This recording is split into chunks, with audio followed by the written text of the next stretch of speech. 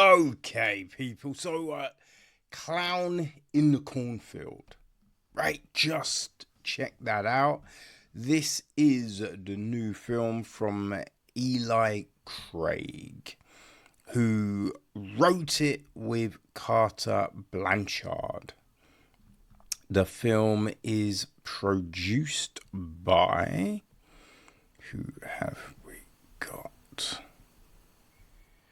Isaac Klausner, Paris Castaducus Lattis, Wyke Godfrey, John Fisher, Terry Dugas, Marty Bowen.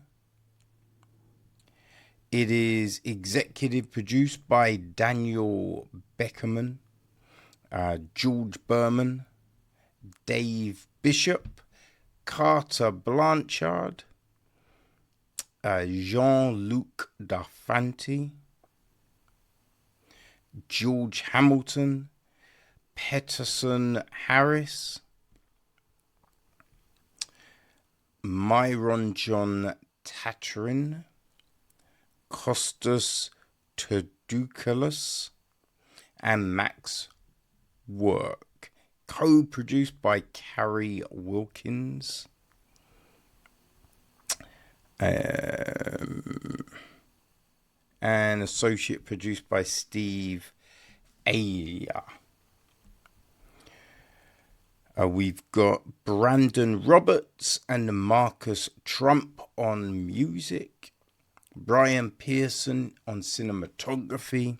Sabrina Petrie edits the piece. Right, Brian Kane, production design. Art direction of Jordan Bent and Robert K. Laurie.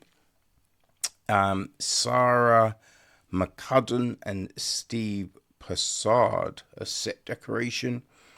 Laura DeLuca is costume design. Hair and makeup, we have got Margarita Vallas, Kayla Perry, Doug Morrow, Ashley Hyra, Kirsty Gregg, and Lexi Fabiano. Alright, so our cast. Quinn is played by Katie Douglas. Her dad, Dr. Glenn Maybrook, is played by Aaron Abrams. There is Cole, played by Carson McCormack. Rust, played by Vincent Muller. Janet, played by Cassandra Pontenza. Ronnie, played by Verity Marks. Tucker, played by A.O. Solenk. And Matt, played by Alexandra Martin Deacon. We have also got Sheriff Dunn, played by Will Sasso. Arthur Hill, played by Kevin Durand. Crystal Hill, right? Arthur's wife. Oh, and they're Cole's parents as well, by the way. Crystal Hill is played by Catherine Rayford. Trudy, played by Diana Littold. Otis, played by Jean-Jacques Javier. DJ, played by Noah Craig. Mr. Vern, played by Bradley Swolsky. Tyler, Dylan McEwen. Jessica, Caitlin Bacon. Daryl, played by Blake Taylor. Ginger, played by Samantha Hutchins. And then also we have got Alan Castaneda, Crystal Snow, Darren Ross, BJ Verrott, Robert Borgas, Anders Strom, Jeff Storm, all in specific roles. The gist of the film is this: Quinn Maybrook and her father have moved to tiny, boring Kettle Springs to find a fresh start. What they don't know is that ever since the Baypen Corn Syrup Factory shut down, Kettle Springs has cracked in half. On one side are the adults who are desperate to make Kettle Springs great again, and on the other are the kids. These kids want to have fun, make prank videos, and get out as quick as they can. Kettle Springs is caught in a battle between old and new, tradition and progress. It's a fight that looks like it will destroy the town. Until Friendo, the Baypen mascot, a creepy clown, goes homicidal and decides that the only way for Kettle Springs to grow back is to cull the rotten crop of kids who live there now. Yes, supposedly that is the gist. I don't really know about that though. Right, so yeah, we start off right in 1991, and there's a party going on, right? A girl and a guy going to the field, and all of a sudden the clown attacks and guts them both. So then we jump to now, right? And we have Quinn and her dad driving into town. You know, so they've just moved there. So that's what we pick up. And, maybe they don't necessarily, Quinn doesn't want to necessarily be there, right? Now the thing is, they arrive at a house and it stinks, it's dirty, nothing's in place, and you just kind of feel, right? Because the dad's like, oh, I was only in town briefly and I didn't really take a proper look when I bought it. But you just think, surely you just pay for someone to do certain things on the crib before you get there. Right? Like a cleaning service, get the internet and all of that sorted. Just basic things that anyone can do. Right? It's not out of the realm of possibility, but not done. And, so you have some friction, but, there's, just with this film, right? I ain't clown killer. It's nothing new. You know what I mean? So we're on ground we've trodden before numerous times, which is fine. But with the film, it feels like there's these ideas that haven't necessarily been fully fleshed out. Right? Like the reason Quinn and her dad move. Now, it gets mentioned in a kind of throwaway comment, maybe halfway through. And then Quinn has an argument with her dad a little bit about it, a bit after that. But that's it. Right? There's nothing else there. Right, with the characters, Cole, Russ, Janet, Tucker, Matt. It's all very surface level. We don't really get anything else on these people, and Ronnie as well, right? Don't get anything else on these people. So you don't care about anyone. And if you don't care about anyone, deaths mean nothing. That's the big thing, right? Deaths mean nothing if you do not have any sort of attachment, right? That's why in some films when, like you've got the main characters and then there's all of these drones of, foot soldiers, and the foot soldiers and drones get killed off. But you're just like, and? Right, the main characters are still here, so who cares? And it's a similar thing here. And there's also the thing of the clown's shoes squeak, right?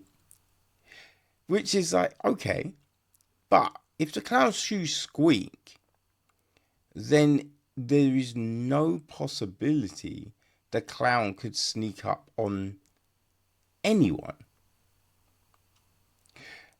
And that's not seems to have been addressed anywhere. It doesn't make any sense. It's just like, okay, clown being in this thing, being here, there, whatever, fine. That's not an issue. But if we're saying the shoes squeak, how?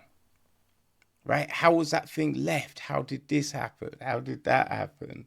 Right? We have the deaths are kind of odd, right? There's certain things that happen, and you're just like, that could never happen. Like, a head could never be chopped off like that, right? Or there's just not that much blood if someone gets run over, right? It's just certain things that you're just like, wait, what are we doing? And there's this, there's a reveal in the film which isn't a bad one, but there's also this, a character gives a little bit of their life to someone else, right? They be like, oh, this happened to me back in, and you're like, okay, but then that is used as justification later on in the film, but it's just kind of like, if that was this thing, surely it's gonna sit more with it. Like, you would have, you're not only hearing about it twice,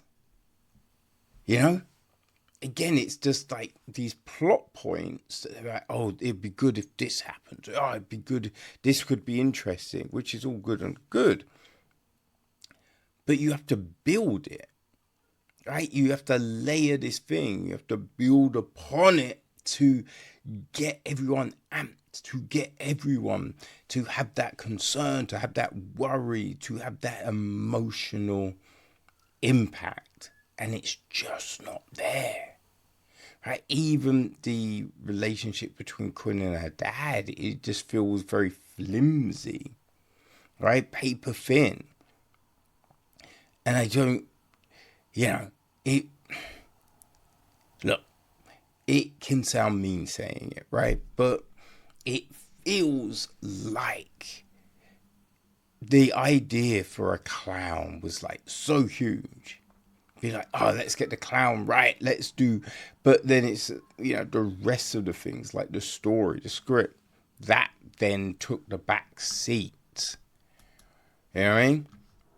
Now, it is based on a book series, right? It's the book is of the same name from Adam Cesare,